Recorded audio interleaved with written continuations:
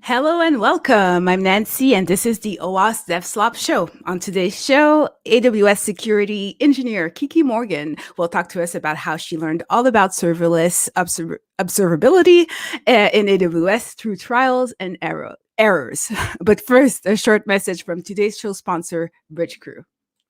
Security is a software problem that isn't being solved like one. That's why we started Bridge Crew. Our platform connects with your cloud infrastructure to quickly identify security issues. With continuous automation, you can always trust that you are in line with cloud security best practices. Start automating your cloud security with Bridge Crew for free.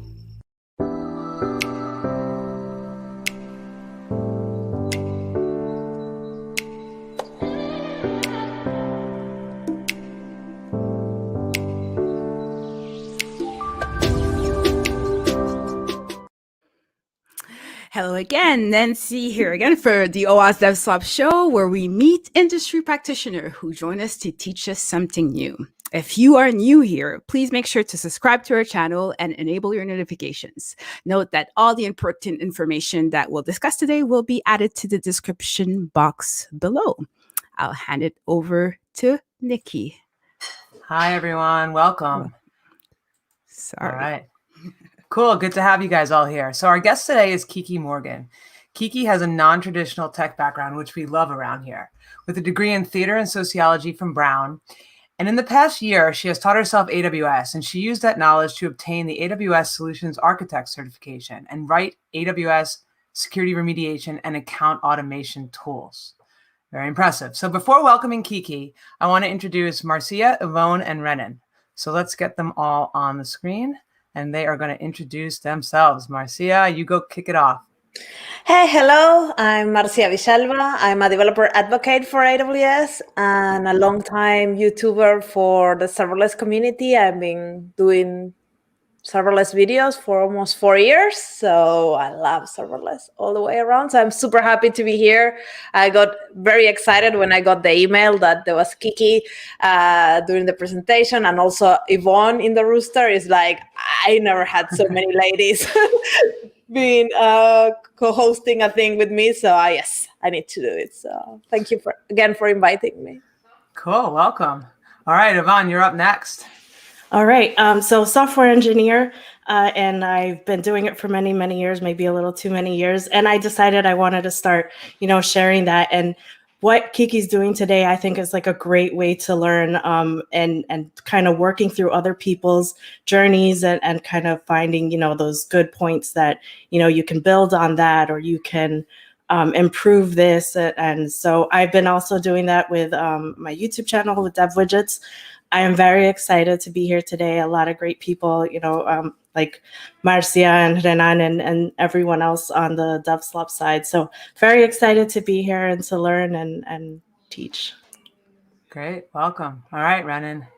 Hey, my name is Renan. So I've been on the show a couple of times now, and I work as a solutions architect for a consulting company called Slalom Build, and I focus more on the cloud DevOps security side of things. But before, I was working front end, back end, etc.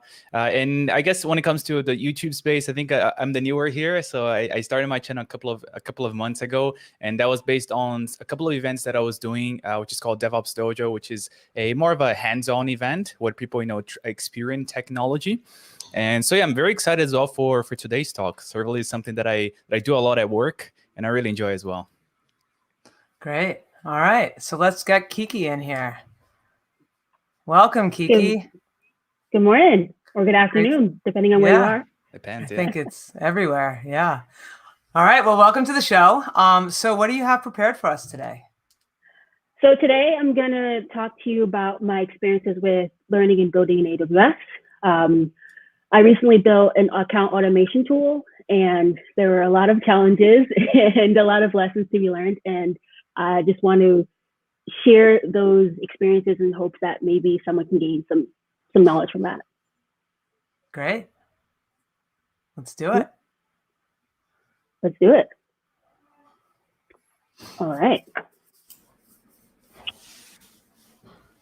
So, like I said, my name is Kiki Morgan, and I'm just going to be talking to you about my experiences, my journey with AWS.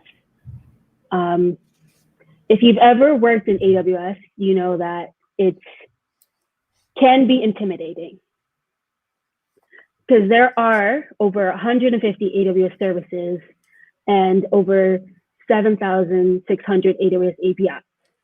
And when you're faced with all of these choices, like, where do you start? How do you know what to build?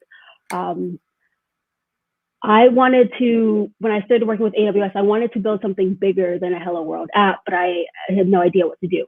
So I reached out to someone who did. I found someone in the industry who was more senior than me, and I asked them kind of what their biggest challenges were when they working with AWS. And one of the things they pointed out was how cumbersome it is to manually create and configure an AWS organization with separate accounts for dev, staging, and prod for every new project.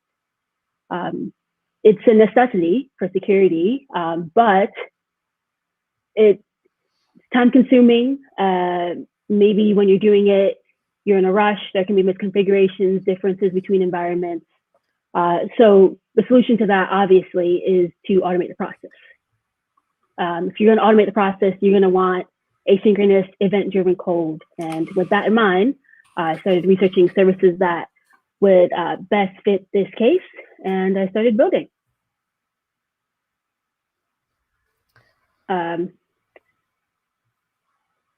After scrolling through so many pages of documentation and learning what all the acronyms meant, like what is SQS and what is CloudFormation and all these things, this is kind of the architecture I came up with. It's a SQS lambda chain. There were many different ways I could have structured this project. I could have used EventBridge, I could have used step functions, but not only was I new to AWS, I was also new to coding, and this felt like the easiest path for me to get something productive while not being too overwhelmed. So question, since this was like the first time you were attacking all these services, did you really just scroll through documentation? Was it just that? Or like, I'm always curious as to how people approach the learning AWS problem. Yeah, so I do like scrolling through documentation, gaining information. I like watching videos. I definitely overwhelmed myself. I think I could have approached it better, but I didn't know, I didn't know if there was a better way. So yeah, I opened documentation. I watched reInvent videos. I watched YouTube tutorials. Yeah. And then sounds like what I've experienced myself, and I'm just always curious how people's like individual learning styles come out to like tackle like a large domain. It's just interesting. Yeah. So, anyway. Yeah. Definitely something I can improve on. I think I overwhelmed myself, and that affected some of the choices I made. So I can learn how to better approach that in the future. This was what I thought of: CloudFormation, SQS, Lambda. And because I was new to coding, I didn't know how to do observability. One of my big thoughts in the beginning was, how do I know that my code is working? There were, an experienced coder might set up Lambda logs or utilize like all the previously built Lambda tools out there, like power tools, but I didn't know. I didn't know how to use them. I'd already spent so much time scrolling through AWS documentation. I didn't want to read anything else. I wanted to build. And when I was initially choosing my architecture, I had come across AWS Chatbot, which is like a way for you to integrate AWS to your Slack channel and to, receive alerts. So in my head, I thought, let's not use the existing tools. Let's like the existing observability tools. Let's use. So you didn't went through CloudWatch alerts and all that? No. Oh man. Interesting. I was new. Like, I mean, it's one way to learn. But that's interesting to So that's something that new people don't see right away because it's important. Yeah. CloudWatch alerts would have been really helpful, and it would have like just using turning on logs in Lambda would have been really helpful. But to me, that felt scary. I was like, oh no, I can't do that. So you were not using logs at all? Online? Oh my god! Yeah, I was just like, oh my gosh, I don't know what to do. How do you use these things? These documents are getting confusing. And I, when I was researching the architecture, I'd come across chatbot, and it was like, okay, that seems like a way people are doing things. They're connecting to their Slack channel and gaining observability that way. So that's the way to do it. So I powered forward. And unfortunately, with the architecture I'd chosen, AWS chatbot didn't work. And so you might think if AWS chatbot doesn't work, I should go turn on CloudWatch alarms, or I should go use a different system. I said, no, I don't want to read any more documentation. I just want to do. So I'm going to throw some try and accept blocks in my code and figure out how to send messages from Lambda to Slack on my own. I'm just going to recreate the service. Yeah, I mean, it's definitely one way to learn. Yeah. Now you know how those tools work, right? Yeah. There's nothing wrong with that. In my head, I rationalized it like this is faster and easier. Let's just go ahead. Let's do it. Let's get some code in the Lambda console. It took some time, but eventually I figured it out. Kiki, before you move on, there is a question from the audience. So they're asking about your roles, responsibility. If it's like, do you review the AWS's application security or also cloud network operations? My roles in terms of what? Yeah, so I'm trying to understand if anyone else understood a little bit better the question. So yeah, they're just asking if you review AWS's application security or cloud network ops, and what are your responsibilities there? I'm guessing. Yeah, it's probably like your job's role, maybe. Oh, right now I'm kind of, I'd say, freelance, contract based. Working and building things in my free time. I don't have a job in AWS right now. Yeah. All right. Mm-hmm. So it took some time, but I built it. I connected my Lambda to my Slack channel, and I was getting notifications when my functions were successful, and I was getting notifications when my functions failed, and I was getting a little bit of details that could, guide me along my way if things were to fail. And once I had that implemented, I started building my actual project. I built each Lambda function. I tested them individually. SQS and Lambda were working great. I thought this is going to be a breeze. People were talking about this is hard. This is were building this with CloudFormation, you said? Yes. Okay, so all infrastructure as code from the beginning, and not CloudWatch alerts or alarm or logs. Yes. Oh my. Yes. I know. That's the weird thing, because it's quite normal to go through the console to learn. I know, because so I did. Which language did you choose in? I chose Python. Sorry. Okay. All right. Cool. Yeah. So Python was, I didn't know any coding languages. Python seemed the simplest. And so I went through information as code, which means that I had to manually turn on all those other things, which is why I didn't really. Were you using CloudFormation or some framework on top of it, like Serverless framework or some? CloudFormation. Oh, just raw CloudFormation. Oh my God, that's so brave. Yeah. That's exactly what someone in the audience said. They're very brave for that. Yeah. If you haven't noticed, it's like the hard path, apparently. Yeah. got to get the full experience. There is a path with unicorns on rainbows, and you're just going through a cliff. Seriously. Yeah. So I had it all built. I thought this is easy. I've got it done. I'm just going to test my full workflow because I'd already tested everything individually. It's going to work. I'm going to move on to optimizing and fine and dandy.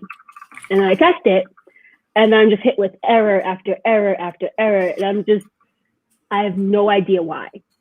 Mm-hmm.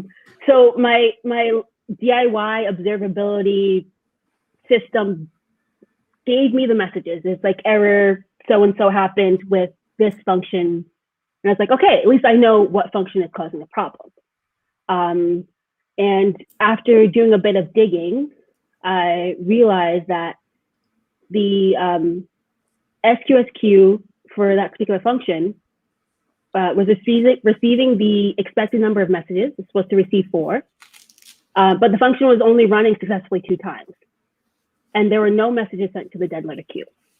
So for me, my first thought is, it's SQS. That's the problem.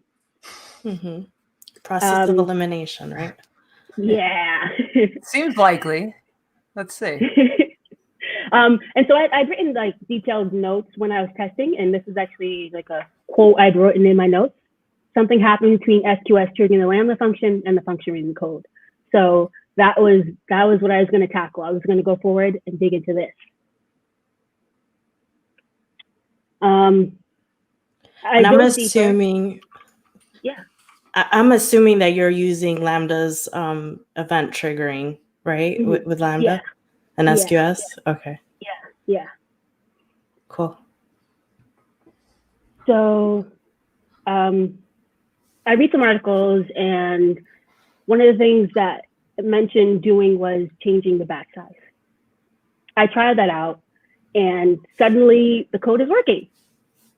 And I don't think about it anymore. I'm like, it's working, it's good, let's just move on. So that function no longer causes any issues, but now I have unexplained issues further down my SQS Lambda chain. And I have no idea why. My observability system is no help, as I'm only seeing success messages, and I'm utterly confused. I decide to dive back into, to just Google it, to dive back into Google. And I end up spending so many days and so many nights searching for solutions. I searched like Lambda and SQS, Lambda errors, Lambda observability. I still don't turn on Lambda logs or CloudWatch alerts.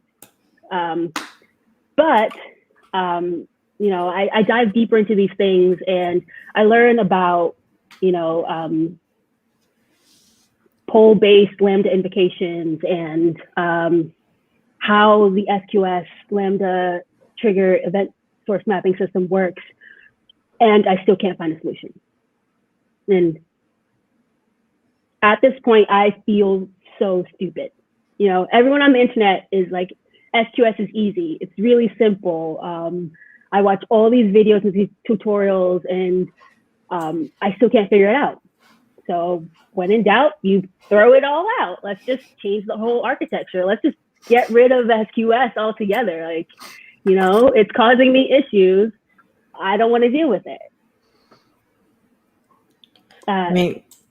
Again, process of elimination, right? So you found one architecture that didn't work, and you move on. Yeah. Fail fast, right? Exactly. And learn while you're failing. Yes. So I decide I'm just gonna, another architectural choice that I was considering in the beginning was EventBridge, but I did not go with that choice just because I thought the best way to do it was with SQS. So when SQS didn't work, I thought might as well take advantage of EventBridge. And I made some architectural changes. So I was still using CloudFormation, But now, instead of SQS, I had EventBridge, I had Lambda, I had SNS, and I mean, I finally turned on logs and all those other things, and I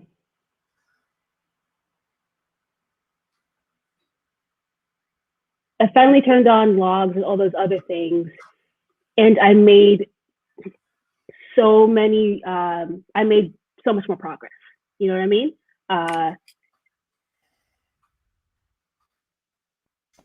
I was moving faster. I was moving forward, and with switching to EventBridge. So now everything was working now, or at least it was unstuck. Yes, I was making more progress than I was initially. So I was like, this is the way forward. I'm going to rewrite the whole code in EventBridge. How long it took you to rewrite everything? Less than a week. It's pretty good. Good. And very impressive for not knowing like what you were doing and learning in the, it's just like crazy amazing. And every time you redeployed to like test, right, the new theory, did you like redeploy the CloudFormation stack, or like how did you iterate on that to test the new hypothesis? So I had, well, with EventBridge came changes to like how I was coding. Like I started setting up, I really established my local development environment, you know, and my process. Like every time I push code, it then gets updates my CloudFormation template in AWS, and then that just updates the functions in my system. So you had sort of full automation down the deployment. The CD process was like working well out. All right, cool. That's awesome. I mean, so that's like last on the list for people who are learning anything, right? I mean, I don't know anybody who's like, learning by building CD processes, but maybe, that's great. Well, I figured I'd already done everything out of order, so I might as well just learn something new. This is awesome. But truly, that pivot, it was just deleting a stack, right? So it's not that painful to go. You don't have to go looking for in the console, looking for resources and looking for flags to turn on or turn off or anything like that. Out of curiosity, there was a question here. How long did it take you to cut to that point, like to say this is not working and fail fast? Way too long. So it took about a week to rewrite everything, but it took me more than a week to decide that I need to change my approach. I was stubborn, and I was like, I'm gonna figure this out, and Google's gonna provide me with the answers, and it's gonna work. Because I mean, all the tutorials and all the things I'd read said that SQS is simple. So I figured it's simple. Obviously, I could figure it out. What am I doing wrong? Yeah. And then I just realized that I wasn't going to figure it out now. I had to move on. But switching to the EventBridge also allowed me to refactor my code. Because with SQS, the Lambda functions had to consume messages from the queue, and they also had to push messages to the next queue, just so that the code would, so that the chain would work. With EventBridge, it was events happening within my AWS system that was triggering the code, that was triggering Lambda.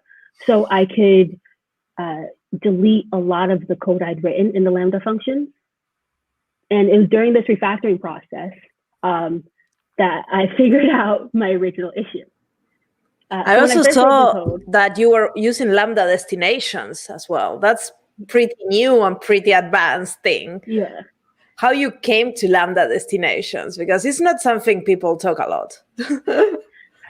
Well, when I originally looked into working with AWS Chatbot, one of the requirements was I think, not one of the requirements, but I think it utilized Lambda destinations, and Lambda destination seems like it gave you a lot more details into why your code was failing or why it was successful and all those things. And I wanted more details into my code. So if it seemed like a cool service, I wanted to use it, you know? It's a really cool feature, and I'm getting impressed every 5 seconds with everything that you're doing here. Yeah, in fact, sorry, go ahead, Nicole. Oh no, I was just gonna say there's someone in the chat who's like, where are people like Kiki when I'm hiring for DevOps? So yeah, you got to learn. So when I first written my code, like I said, I was new to coding as well. I was new to Python. And in order to create my DIY observability system, I needed a way to send different messages to Slack based on success or failures. So I had thrown in try and accept blocks into my code without fully understanding what it does and how to use it. And it was during this refactoring period that I was kind of fixing my code up and fixing up these try and accept blocks that I realized I had never, let's see if here it is. When I wrote this code, you can see I have a try block, you can see I have an accept block. What you can't see is me raising exceptions. In Python, what would happen is the code would fail and it would execute this accept block down at the bottom. And the accept block is sending a message to the SNS Slack topic. And it's also, I was trying to resend the message to the queue to try and retry. The code would fail. It would execute this accept block, which would send the failure message to Slack. Because the Lambda function was able to successfully send the failure message, Lambda counted, yes, Lambda counted that. No exception was raised and Lambda counted that as successful. So this whole time, my functions were partially failing and I never knew because the very thing that I had created to provide deeper context was actually hiding the truth all along. And the thing I had never thought to look into, when the issue first arrived, I immediately assumed it was SQS. I never thought to consider it was code I had written that was causing the issues. Yeah. Quick question. Were you using CDK? Yeah. Yeah. Okay. Oh, that was me. A question in the chat. Yeah. Oh, sorry, I didn't hear have that. to correctly. update the cloud formation. No, I was using Lambda. I was using the VS Code AWS Toolkit extension. Okay. Yeah. To deploy your CloudFormation template from within VS Code. Mm-hmm. Yeah. Okay. Yeah. So finally figure out this issue, and I get the thing working. The tool works. Finally. But there was a lot that I learned from this process. And so these are the three main lessons I learned. One, to ask the right question. Two, to utilize your community. And to three, consider the trade-offs for tools and code. Was I asking the right questions throughout this process? I most certainly was not. When I first hit the roadblocks and my code wasn't working, I was completely clueless as to why. Was it SQS? Was it Lambda? Was it something else entirely I'd not considered? I didn't know. I was stumped. And because I couldn't articulate the problem, it made it so much harder to ask for help or to find answers through Google. What I didn't do at the time was to break it down step by step, and to when the code fails, consider what's really happening underneath. You know, what functions are causing me the most issues? Okay, if it's this one function causing the issue, then use debug statements and really dive into the code. What part of the function is failing? Why is it failing? Things like that. I just did not consider that. And what I didn't do was think about the information that I might have been overlooking. Once I had decided that SQS was the issue, that was my only focus. I never considered that issue was somewhere else. I had my mind set.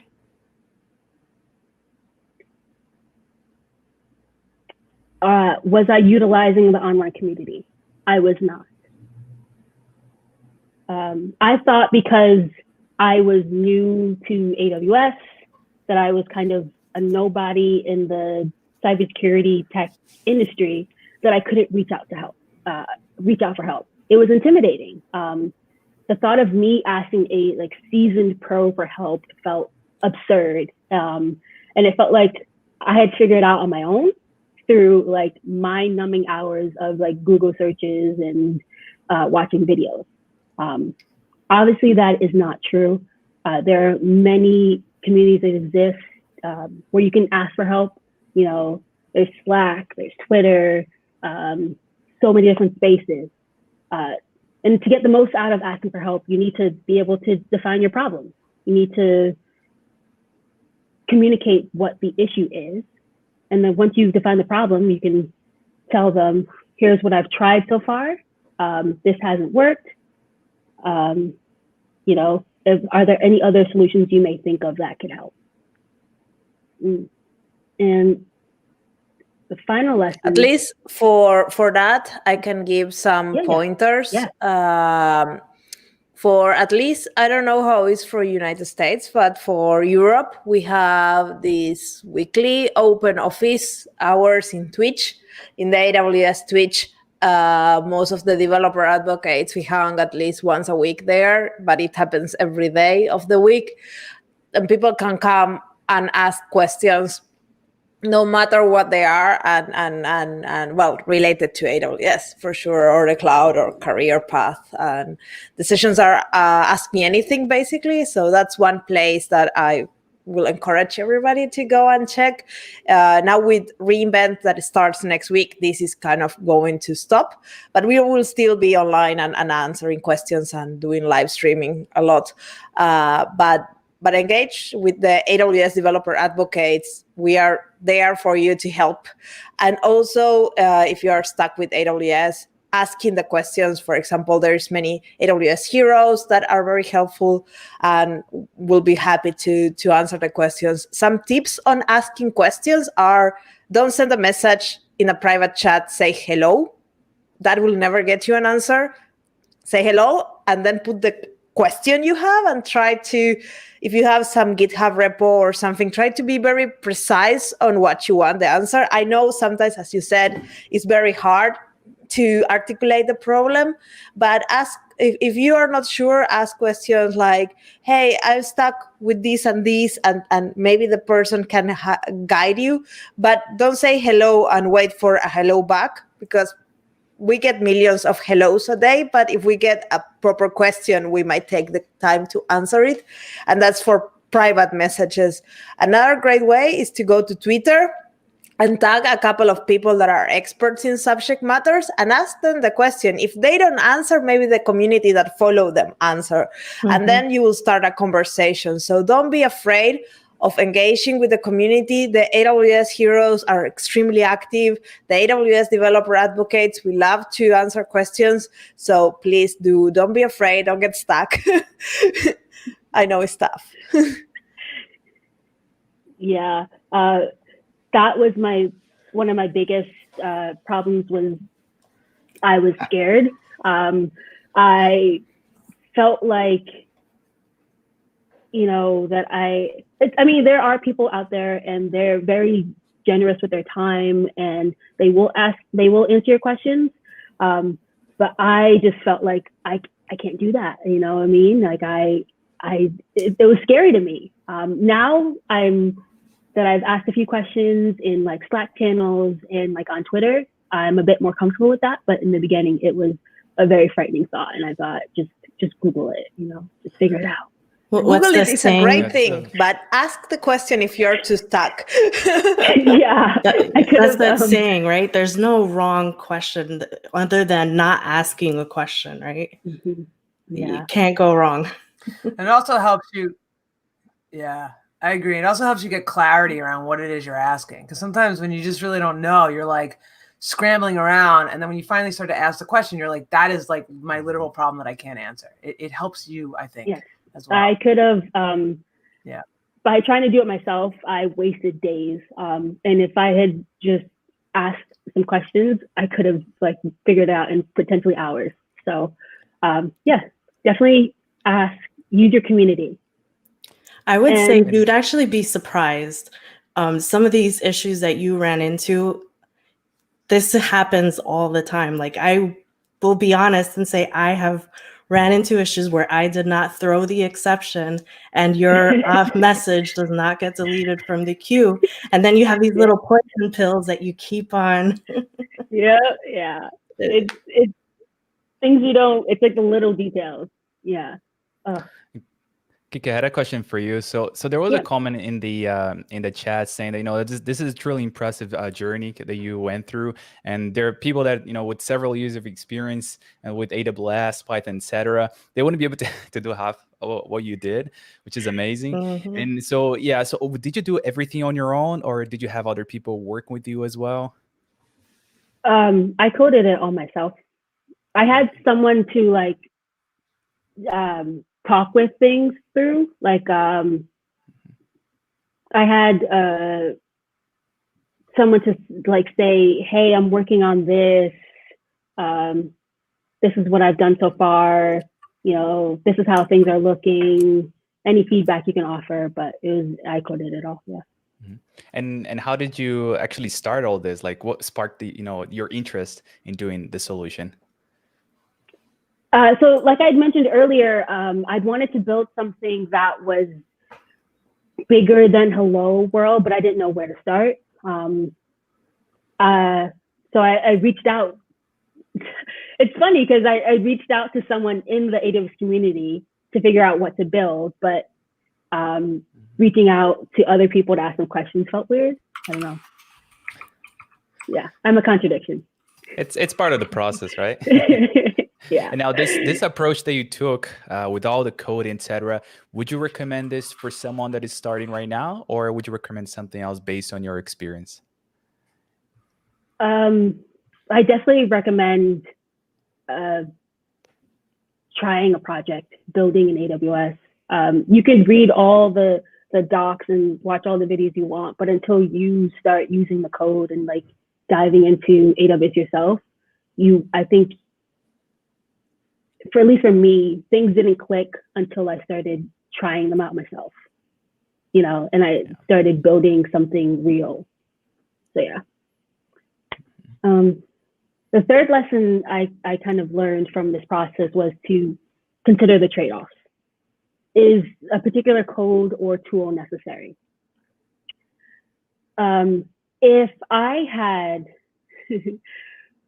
when I was initially creating the project, if I had kind of considered what are the constraints? What are my constraints? One, I don't have a lot of coding knowledge. Two, I don't have a lot of experience, all these things. If I considered the constraints and all of these things, I would have went about things differently. I wouldn't have tried to create my own observability system because I know that, hey, I have to code it and then maintain it and do all these things when there's already solutions that exist that are easier to integrate into my project. But I just went gung-ho into it all, and I was like, I'm just going to do it. So yes, take the time to consider like, what are the factors that have had a high impact on your project? And what are the pros and cons of including a particular tool? Or do you really need this like piece of code, or is it just going to cause you more problems down the road? So, yeah. That's it, I think. I don't know. I want to kind of disagree with some of your lessons. Yeah, sure. Go ahead. Starting with the last one, I'll work in reverse. You mentioned that, you kind of wish you had used some of the logging and tools and such, but I think it's pretty awesome that you were able to set up the Slack connection and get that sending messages back and forth and that whole connection. Like, I feel like, and you can correct me if I'm wrong, you learned quite a bit just doing that itself, right? I did. I just think that I could have saved that for a side project. Mm-hmm. You know what I mean? Like, I think trying to include it in this automation tool ended up causing me a lot more problems than it was worth. And I definitely still wanted to build it, but if I built it maybe as a side project, and then after I understood kind of observability more, or like what I needed, then integrating it afterwards would have been better. But yeah, I did learn a lot. Yeah, I think it's just pretty cool. Like, I haven't done that, and I kind of want to do it now. And then you mentioned what was the previous one? Community. Previous one. We talked about we talked about the community asking a lot of questions. The only wrong question is the one you don't ask. Definitely. But I think there's also value in that deep dive that you took in like reading the documentation. And I feel like a lot of times our knee-jerk reaction is to ask somebody else, and they may give us the answer, but you kind of don't learn the guts behind that answer, that you might not have gotten the wide breadth of understanding that you have today. I mean, definitely, ask questions. I'm not saying don't ask questions, but I think from what I've heard you say, I feel like you did learn from all that deep diving. You learned about the polling and how that works between Lambda and SQS. And I think those are like some of the like nitty-gritty details that I think a lot of people overlook, and they just say SQS is easy. It's fine. I think there's value in that, right? Yeah, definitely. No, sorry, go ahead. I was going to say, yeah, I definitely watched videos and read blogs and tutorials that I would have overlooked if someone else had given me the answers I needed. But I think the problem is finding the balance between like spending weeks deep diving into something and not making any progress, and like, asking someone question 2 seconds after, running into a problem. Yeah, but valuable effort, right? Yeah. Oh yeah, definitely. And there was a question about your choice of CloudFormation. Why did you go with CloudFormation? I looked into. I know I wanted to do information as code. I kind of put all the information as code tools into document, and like, what are the pros of using this? What are the cons of using this? What do I want to gain from this experience? And I know I could have used like serverless framework. I know I could have used SAM or all these other things, but for me personally, I just wanted to use CloudFormation. I wanted to dive into that more. And then when I did the refactor, I did use SAM. So I did get experience in that, but for me, it just felt like using CloudFormation was best for me. Yeah, CloudFormation is the mother of all native infrastructure as code in AWS. So if you know that, then you are done. Yeah. And then you would have had to learn something else, so like Terraform, and that's like a whole detour, maybe. So yeah. No. That's for me, one of the things with CDK that is really nice. It's very practical, but it really derails you from learning CloudFormation. And if you really need to do something very specific or nitty-gritty, and you need to do some things that CDK doesn't support, and you have to do it in CloudFormation, then you're like, how I do this? I didn't learn this thing. But So it's And great. also, that you like we pick mentioned, so we've got like CloudFormation. serverless, SAM as well. They're all built on top of CloudFormation, right? So if you understand CloudFormation, it's going to be much easier for you to later on use those other tools. Right? Mhm. Yeah. Cool. I guess we are out of questions in the chat, but seems to be very good feedback here, Kiki. What's the next project? I'm hooked on your next project here.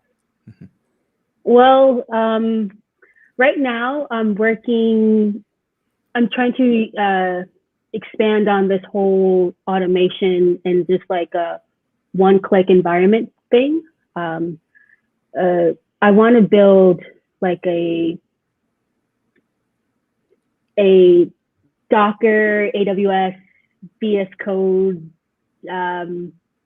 personalized development environment where you could, one click, open up a local VS Code instance with the right extensions, the right settings for a particular project, code the project, and then it sets up it sets up everything in like a Docker container, and so you can run everything without running into issues with your local dev environments.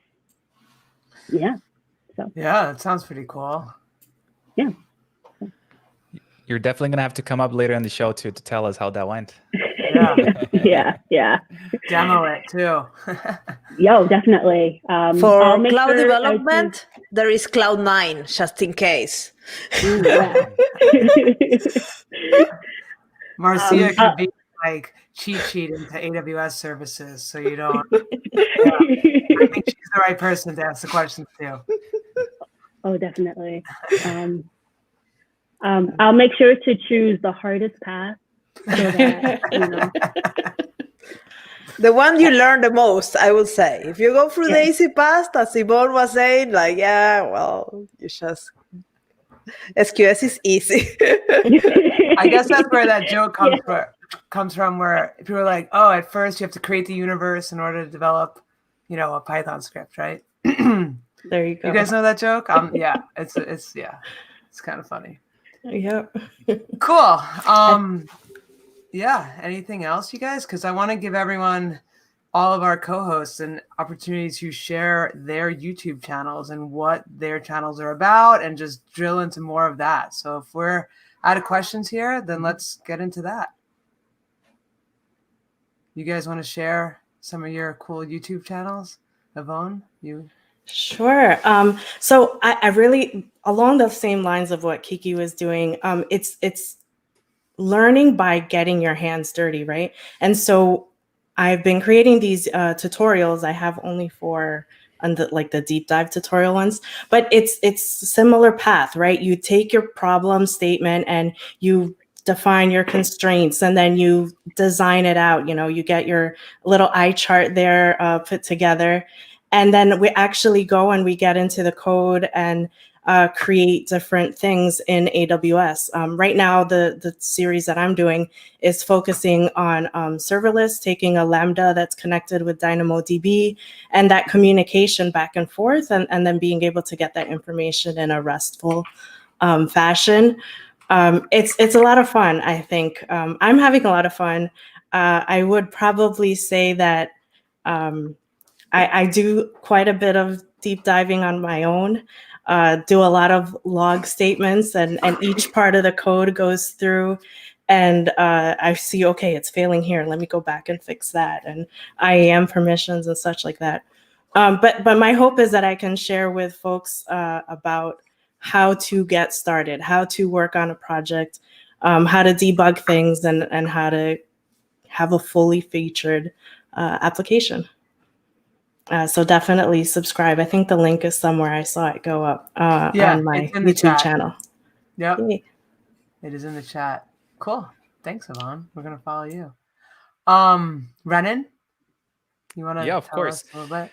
Yeah, sure. So there is this event that I do every 2 months, like I mentioned in the beginning, called DevOps Dojo. So it's basically an event where you have a scenario, right? So you build a solution for a couple of hours, And then what happens later is that, on my YouTube channel, so it's called Dojo with Rana. So there I record videos showing how to build those solutions for those events, right? And I also do live streams on Twitch. So after every event, I go on Twitch and I show how to build that solution. So what I try to do on my channel is basically, I'm a consultant, so which means that I build different solutions for different clients. So from that, these experiences that I have building solutions for clients, I try to bring that to other people, right? So either through events or myself going to Twitch and showing live stream, or if you just want on-demand videos, you can find on my YouTube video. And apart from that, I also have a couple of videos which is more on the tip side. So it's not, building a huge solution, but it's like short videos, with tip around security, tip around networking, the sort of things. And yeah, so next week here on our channel, we're gonna have an event about Docker. So we're gonna talk about a little bit more later about that, how the event's gonna work. But it's gonna be this hands-on event where you're gonna have to build something. Cool, and that is shared in the chat as well. Yeah. All right, Marcia, what's your YouTube channel about? Oh, I think you're muted. I'm muted. So my YouTube channel is all about serverless. And if you don't know, tomorrow the biggest AWS event starts. And in my YouTube channel, I will be hosting a live event almost every day, nine sessions, because the conference lasts for 3 weeks. So we are going to have free live streams every day. And I encourage you all to check it out because it's going to be very fun. This is my excuse to meet people because the conference is online and I cannot meet people in real life. So this is going to be a very fun event. It's like, we call it What to Watch today at AWS re:Invent. There are over 500 sessions. So it's kind of hard to pick and choose.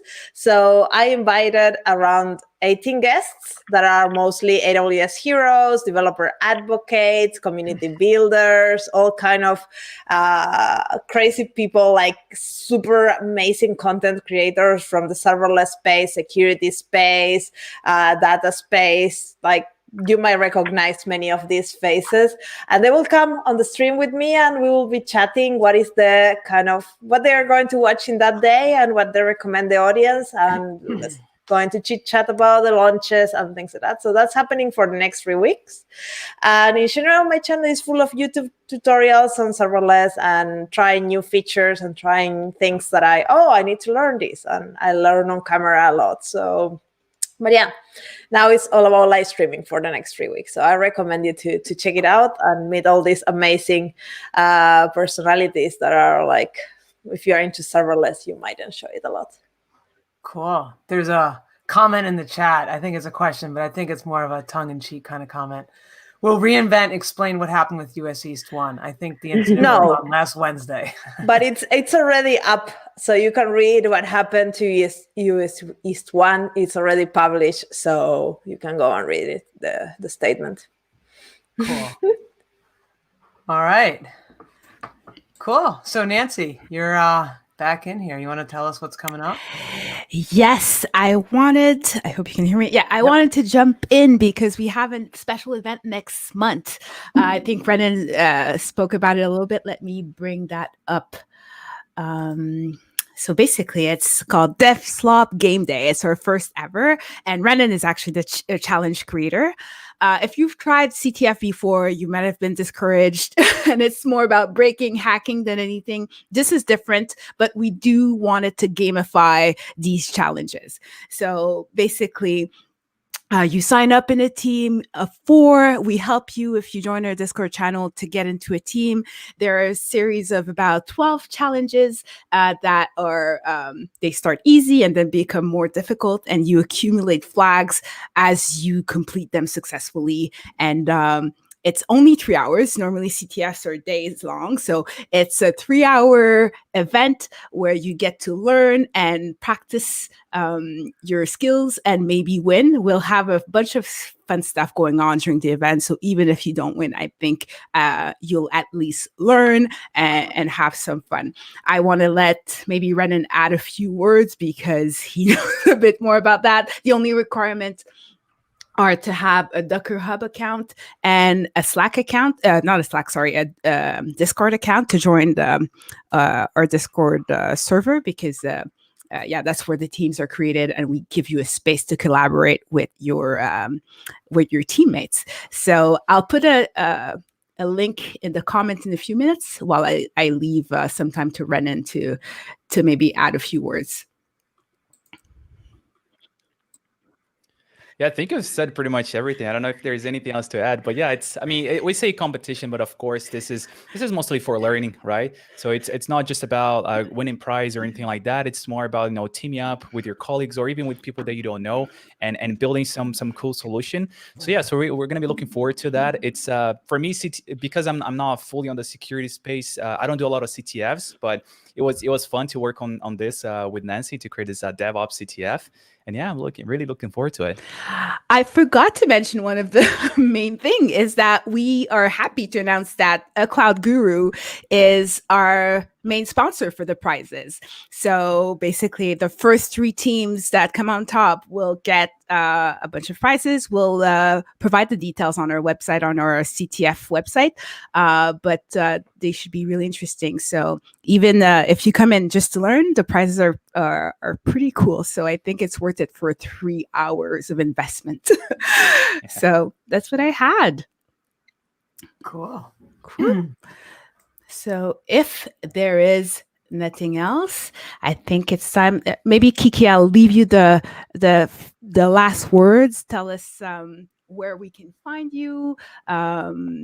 Your social media account maybe, and what's up with you, and why should people contact you if anything? So you can find me on Twitter at sneaky_Morgan. On LinkedIn, you can find me at Kiki Morgan. Get in contact with me if you want someone who will figure it out. I don't know. I love AWS and serverless and building and figuring things out. And even though it's frustrating at times and you might want to throw your computer out a window, the joy you get when it all finally comes together is indescribable. So, yeah. Awesome. So thank you, everyone. Thank you. Before I leave, thank you, Marcia. Thank you, Renan. Thank you, Yvonne. I want to say, you were talking about reaching out to the community. When I reached out to them, it was really, really quickly that they came and said, of course, we want to help out Kiki and provide advice and join on the show. So the community is pretty amazing, and they're proof of that. So that's it. I guess we'll see you next week if you participate in our CTF DevOps event. If not, the week after we'll have another show. Please follow us in all our social media, either Meetup, Twitter, LinkedIn, pretty much everywhere, and you'll know what we have coming up. Okay, that's it for now. Bye. All right.